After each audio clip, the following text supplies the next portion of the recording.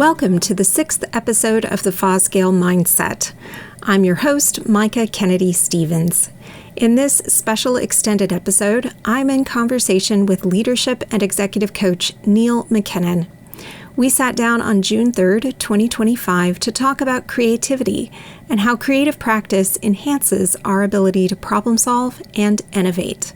After sharing some stories from his career as a musician and producer, Neil offers us some actionable strategies and questions to help unlock creative approaches to present challenges.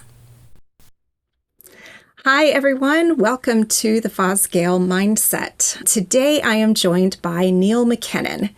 Neil is a leadership and executive coach who works with driven, accountable changemakers. He began his career as a professional musician and transitioned into senior leadership roles within the creative industries.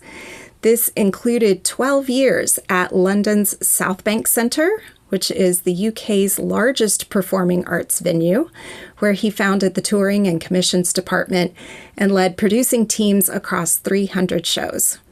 Neil's coaching approach blends deep listening with his lived experience of performing at the highest creative, operational, and business levels. He's an accredited PCC with the International Coaching Foundation and a senior practitioner with the European Mentoring and Coaching Council. Welcome, Neil. Thank you very much. I'm delighted to be here. Thank you for joining me. I asked you to join me for this podcast episode because I am really interested and curious to talk with you about creativity. Yes, a subject close to my heart. I would really like to start off asking you about your experience at London Southbank Centre. What did you learn there about fostering creativity within organizational structures? How did you find that balance between the need for systems and processes, which can be somewhat rigid, with maintaining creative freedom? Yeah, it's a lovely question. I like how you're easing in with the small questions. So I was enormously fortunate to arrive at Southbank Centre early in the tenure of an artistic director who was there for most of my 12 years. Her name is Jude Kelly, and she is a great thinker and indeed activist on all things creative. And one of the first things I learned was if you have sufficient belief in something and are willing to invest of yourself and work to bring others along on that journey, then absolutely extraordinary things are possible. And the reason I share that as an initial thought is I witnessed the organization work to follow Jude's vision across multiple different art forms and indeed a range of other areas one might not immediately associate with creativity. For example, her setting up a series of festivals centered around social activism, the most prominent of which was probably Women of the World, which looks at the challenges women and girls face and goes a good way to considering how to address them. And that's what Jude ended up leaving Southbank Centre to focus the majority of her time on. So I think one of the major things I learned was the strength of ideas is absolutely fundamental to creativity, and then finding the ways, as you said, the structures that support those ideas is an important part. But if one is seeking to force the ideas into predefined structures, that might not be the best order of things. So it sounds like creativity is really primary. That creative idea, the creative focus, that needs to be the primary consideration. And from there, building structures, building processes, building the frameworks to support that creativity, that has to take shape around what the actual idea or that creative nugget is. Yeah, absolutely. And I think one of the ways we can trip ourselves up is getting too stuck in the structures. So if I look at how the creative industries are defined as a series of succinct practices, be that the performing arts, architecture, a whole host of different things, I think those structures are useful, and sometimes where new stuff happens is the places towards the edge where those structures are blurred and are in service to a bigger vision. So an example would be where one has an idea that mixes different elements of creative practice and creates a new thing. From my time at Southbank Centre, one of the most exciting and interesting things I became involved in was film with live music. Now, traditionally, we consume film media through either going to the cinema or, more commonly nowadays, turning on to Netflix, Amazon, name your platform, in our homes. And the music is part of the recorded soundtrack. In 2010, there was a new art form emerging where various producers were creating live film experiences where the audience would watch the film projected on a giant screen, but also hear the music being played live. It was still relatively new 15 years ago. There'd been a couple of notable exceptions that had started much earlier. And so I got the opportunity to work with the team at Warner Brothers, the team at the British Film Institute, and Southbank Centre in putting together a production of Kubrick's 2001: A Space Odyssey, where we projected the film onto a screen and brought in a, I believe, 96-piece symphony orchestra and a 68-voice choir to perform the music that was part of the soundtrack live. Now, what we found was that caused us to bump up against a number of different frameworks and structures that presented challenges, and very happily, the folks at Warner Brothers, at the British Film Institute, from their places of expertise and deep knowledge in those fields, helped us navigate, for example, those legal structures or those cinematography representation structures, because it's pretty hard, for example, to project a film in a theatre auditorium with a live orchestra on a stage in the same ways as one might in a pure cinema theatre that's entirely blacked out around the screen. So I guess that's what I'm speaking to, is a willingness to follow the idea, to follow the creative kernel and find the appropriate frameworks and structures that support and facilitate that. So it really sounds like you've seen creativity from multiple angles, as a performer, professional musician, as a producer at the Southbank Centre, and now you're a coach. How has your understanding of what it means to be creative evolved? I think it's become more widespread. If I take the chronology of my career as a way of considering it, in my early 20s, when I was a professional musician, I'm confident I would have argued that I and my colleagues in that field were engaged in a wholly creative practice and right at the center of what it means to be creative. And I'm fairly confident I would have argued that people in fields such as venture capital or higher education or the health service or financial audit were not engaged in creativity in any way.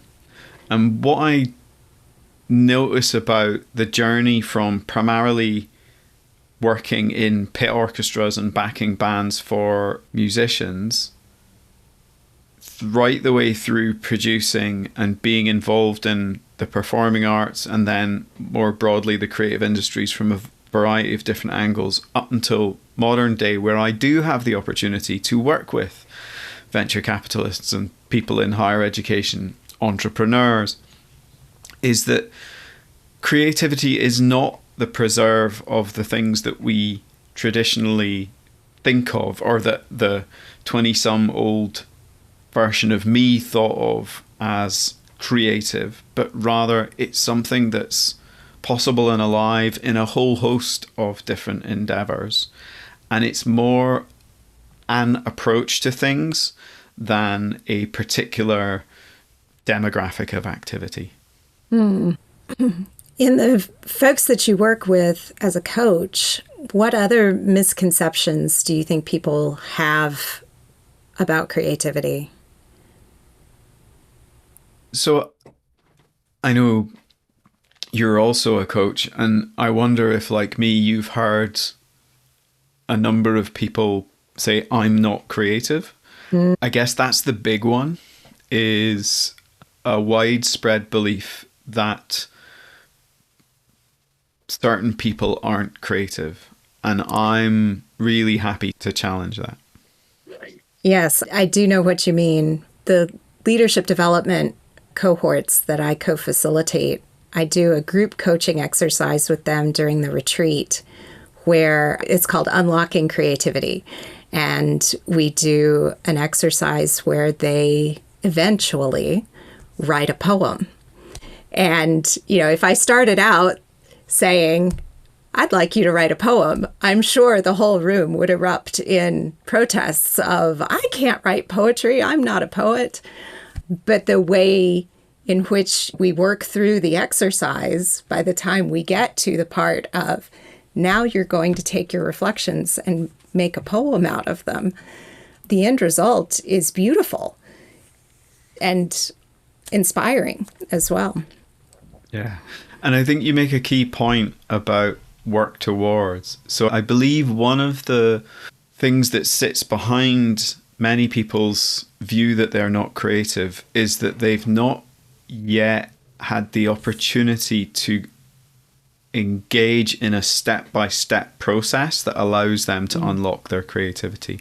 And I think, going back to your earlier question, that's a place where frameworks and structures can be enormously useful as a support to the creative process. So I'm of the view that creativity is not about complete freedom to do anything in any way at any time, because often that can lead to either overwhelm or a complete absence of direction.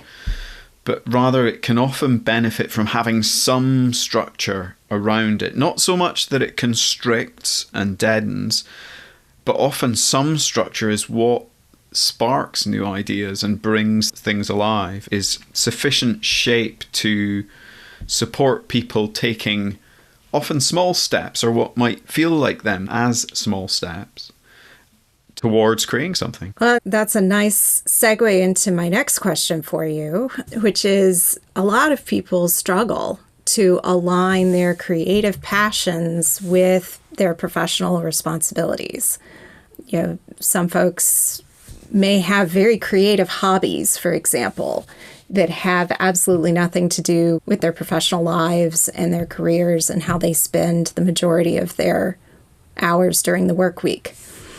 Based on your own journey and your coaching work, how could someone integrate creativity into their work life, even if their job isn't traditionally considered creative?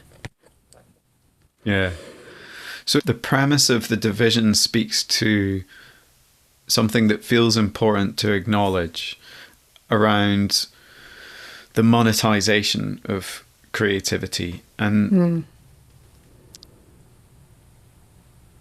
I think one of the things that becomes attached to creativity is the practices that are notoriously challenging to make a living from.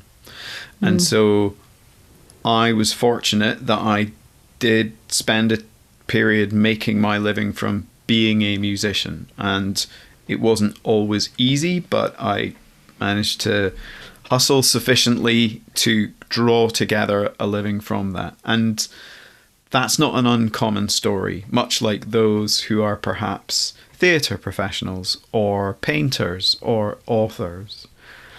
And so, again, coming back to this presence of creativity in many things, it's, I think, important to underscore that bringing creativity into work doesn't mean you need to be playing an instrument or painting a picture or writing a poem, but rather it might be, how do we do something differently?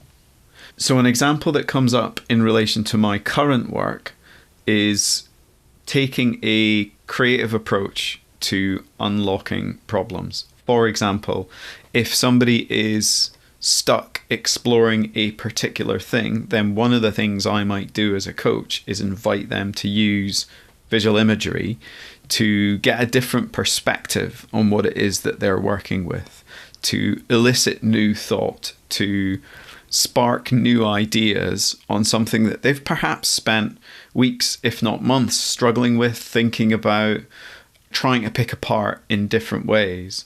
And I think creativity can be as simple as coming at it from a completely different angle, rather than thinking about it in terms of language and thought, coming through images as a way of generating new ideas. That's a really great example of how to employ some creative thinking to a problem or an issue that you might be facing at work to help you see things in a different way. Yeah. So many in our audience are librarians or work in similar context to libraries. Over the past decade or so, libraries have been expanding their spaces and services to support creative pursuits, like installing maker spaces, digital media labs, collaborative workspaces. Libraries are also becoming cultural hubs for their communities, creating programming that reflects and enhances people's lives, like poetry readings and art exhibitions. From your experience, what practices and principles are most helpful in innovating programs and services that support a community's creativity? So I think there's two main things that immediately jump out at me. And it is offers that open up the possibility of learning, where people might develop in some way and perhaps have a new experience that leads to a broadening of understanding, or can maybe access material in a way that leads to a deeper knowledge of something beyond the traditional way of accessing material. So, for example, beyond taking out a book and reading it. But also coupled with that is participation. Mm-hmm. So I hear you talk about maker spaces and labs that by their very nature suggest the opportunity to get involved in doing. I think there's a danger in, frankly, lots of endeavors. I don't imagine libraries are different in us getting stuck in the theoretical, abstract conceptualization space.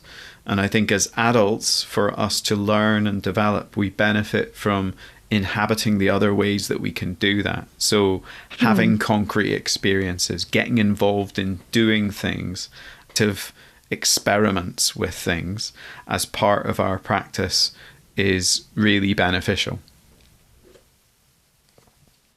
Yeah, I really like what you said there. At the library that I had been director of, we created a makerspace. A little bit of context. The library is a specialized academic library attached to a theological seminary. So the patrons of this library were not really looking to create things with 3D printers or laser cutters or other types of fancy makerspace machinery that you would typically find. However, we did perceive a need that folks might have need for equipment that would support liturgical arts. So sewing machines, cutters, fabric markers and pens and various different supplies and tools that could be used to create altarscapes or different types of settings for worship. In the early stages of us launching this makerspace, it's very much what you just said. We were so involved, so focused on creating this space and making sure that it had all of the equipment and tools and things that folks might need. But we didn't really have any programming or guidance, hands-on opportunities where folks were invited to come in and use the space alongside someone who could help support, inspire, and encourage folks to use this space. Yeah. And I think it speaks to the power of facilitation in creative spaces. And in some respects, I mean, it's part of my professional practice now. And how we initially encountered each other was through my facilitation work, where quite literally, as a facilitator, I seek to make easy, to support people in a participative activity where they are learning and one hopes developing. I think it's such a powerful practice and enormously effective in ways that other modes of working to develop aren't necessarily as effective. There's something about working with a facilitator that can make a process much more powerful. So what do you think libraries and librarians might be able to learn from creative industries and those who facilitate creative process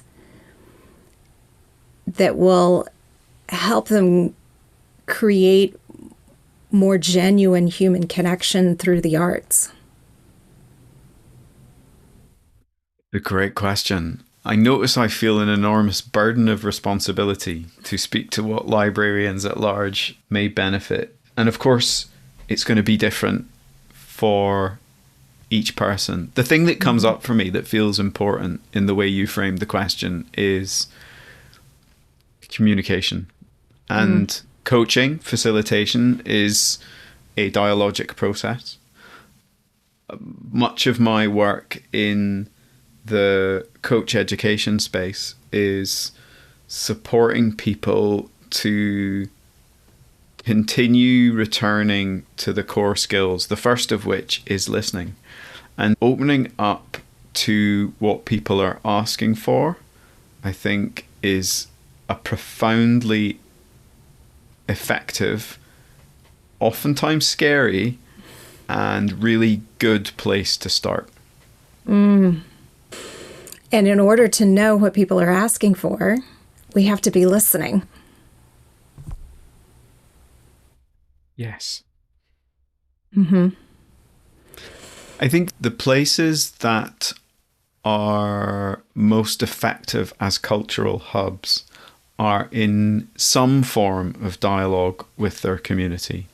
And without question, they will bring shape to what the output of that dialogue is. And there is a danger if it's pure dialogue without curation that it ends up being a watered down version of something that's for everybody that ends up being for nobody.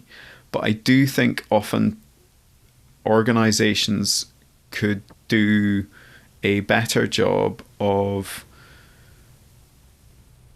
listening more and continuing a dialogue with their stakeholders. Mm-hmm. As I say that, it sounds true, and I recognize it's a significant generalization. I'm confident there are a great many organizations and librarians doing that, but I guess it's one of the things to check in on. And I'm as much speaking to myself as anyone else, that when I'm facilitating, so talking about it in a different context, but still I think the point follows through, that if I notice the energy is beginning to dip or something's not quite feeling like it's working, it's probable that I've been on broadcast mode a little too long, and I might want to pause and hear what else is going on in the space. Yeah, that's a really good point. And you made the comment about curation and how curation of what's being asked for is just as important as listening and responding to what's being asked for. And I think that's a place where librarians can really shine in their communities, because we curate collections all the time. And so it's just thinking about curation in a slightly different way when we're thinking about our services and the services that we want our libraries to offer and the place we want our libraries to inhabit within our communities. It's easy to kind of imagine this in a public context with public libraries that are serving a geographic community that's made up of families and young children all the way to senior citizens. But I can also see this for academic libraries that are in a either university or college community, the community of learning that it serves, and curating services that support and encourage the creativity of faculty, students, and staff. So if we take this a little bit further and kind of think into the future a little bit, and looking particularly at what's going on in our world right now. You know, we've got some pretty strong political and ideological trends that are emerging. We've got the state of climate change that's disruptive and damaging. We've also got an uncertain global economy. All of these things affect our global community as well as our local communities in different ways, in very broad, far-reaching ways. How important do you think it is to foster creativity for the future of our communities? I think it's enormously important. What I notice on a macro level, and it's been coined by various people in different ways, the particular one that I'm drawn towards, and I forget who captured each of the acronyms or the terms, is that we are in a post-VUCA era, so volatile, uncertain, complex, and ambiguous, and now fully in BANI, so brittle, ambiguous, nonlinear, and incomprehensible. I mean, quite literally, various elements of, at least as I experience them, the things going on that profoundly affect us as a species are nonlinear and incomprehensible. And so at its foundation, I believe creativity is the practice of using our imagination to, yes, create things and be inventive and adaptable in how we navigate the things that are already there. So I think in some respects we are going through a meaning-making crisis in an era where there are incomprehensible forces at play, and it's our responsibility as custodians of the resources we do have available to keep exploring how we might continue to do things better in order that we hand those resources on to the next generation and the generation beyond them in as best a shape as we can hope for, with all the things that we have already done as a species. And yes, I mean the planet and the climate, but I also mean, in some realms, our divergence from truth, our diminished capacity to stay in spaces of love rather than judgment, and our ability to keep communicating with people that have significantly contrasting ideas, values, and beliefs from us. And I think creativity is central to that. We're going to need to keep finding different ways of adapting, operating, and understanding what's going on almost on a month-to-month basis. I have a particular interest in artificial intelligence, and I recognize that simply as a vehicle to investigate some of these really big questions is gigantic in and of itself, outside the many systems that it plugs into. Of course, climate change and the power cost of more compute being one of them. And I believe it is our creativity that is central to that, and it is wholly enmeshed, entangled, and symbiotically linked to our humanity. Well put. Do you have any actionable strategies that you'd like to recommend for individuals to foster creativity in themselves and their communities? So as a coach, I'm biased towards questions. And I guess the first step for me would be to start with a useful question. One of the best ones I've found is, what's happening here? And then check in with whatever answer comes up. And if it's useful, to then ask, yeah, but what's really happening here? And slow down on that answer. And it might be, it warrants a third asking to get to the truth of what's happening. And then the second question I find useful is, how might I be useful? And I mean that purposefully in comparison to how might I be helpful. Because I think we're a catalyst, not an amalgam, in as much as, again, it's back to this entering into dialogue as opposed to jumping in to save.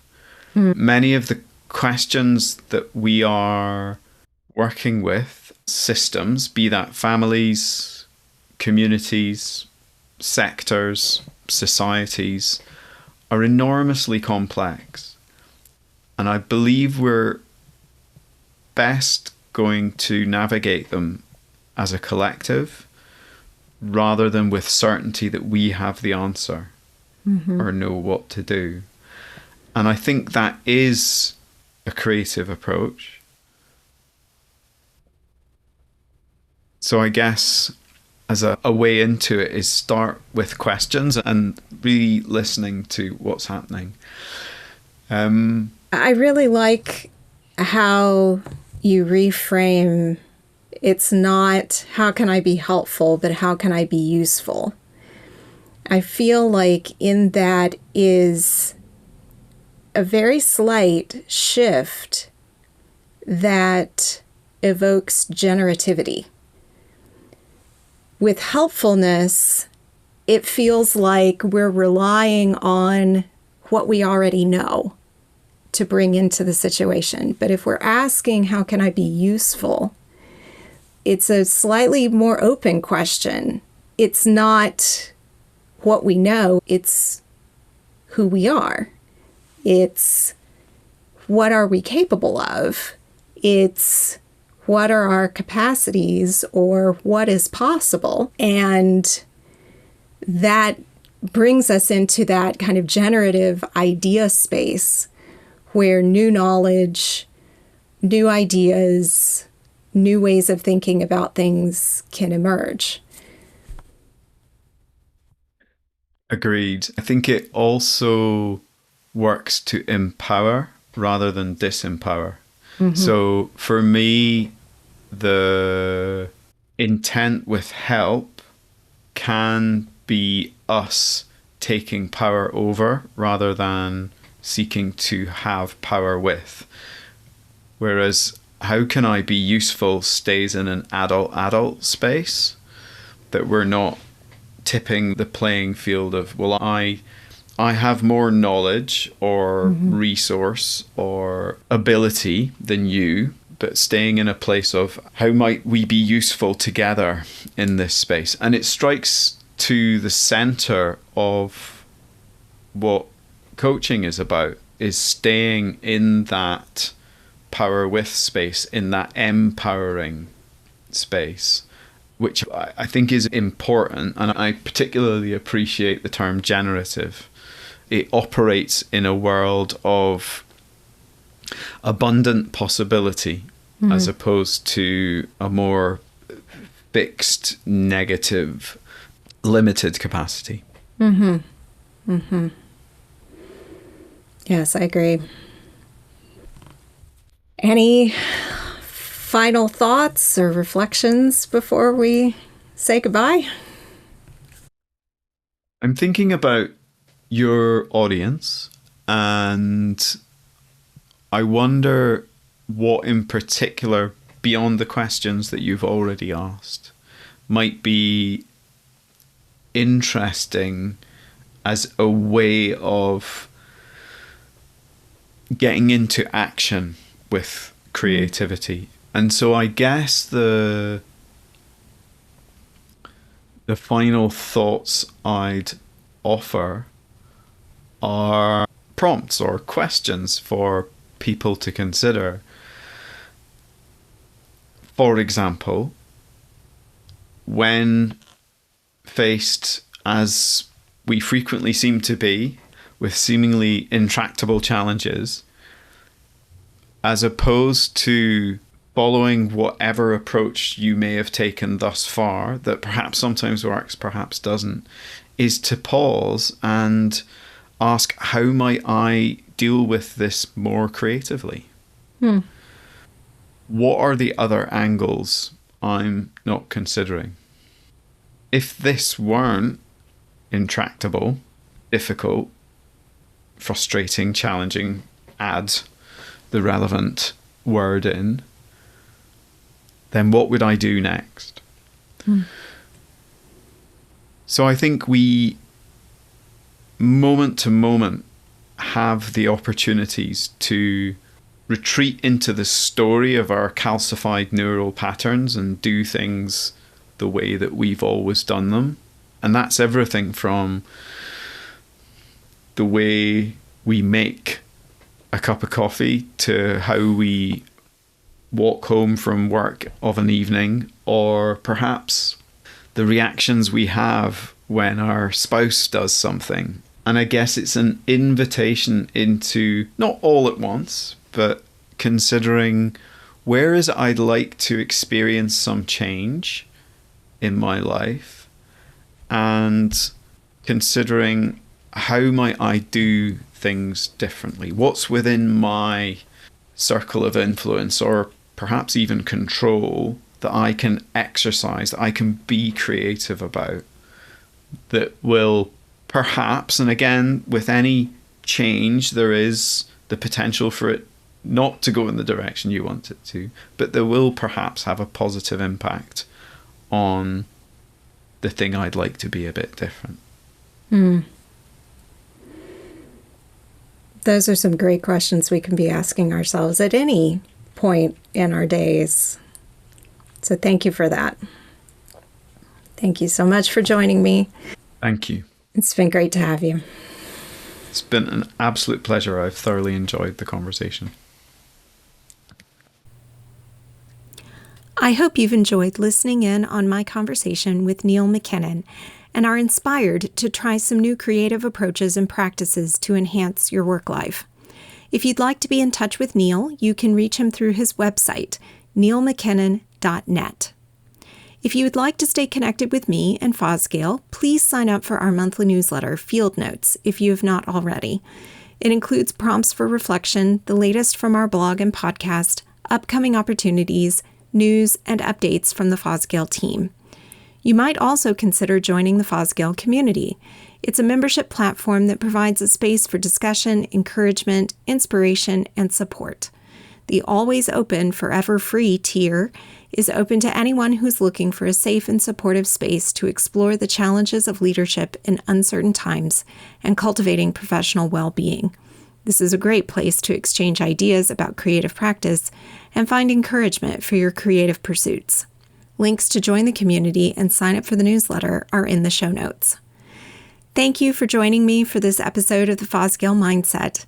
Please subscribe using your favorite podcast provider so that you can receive new episodes as we drop them.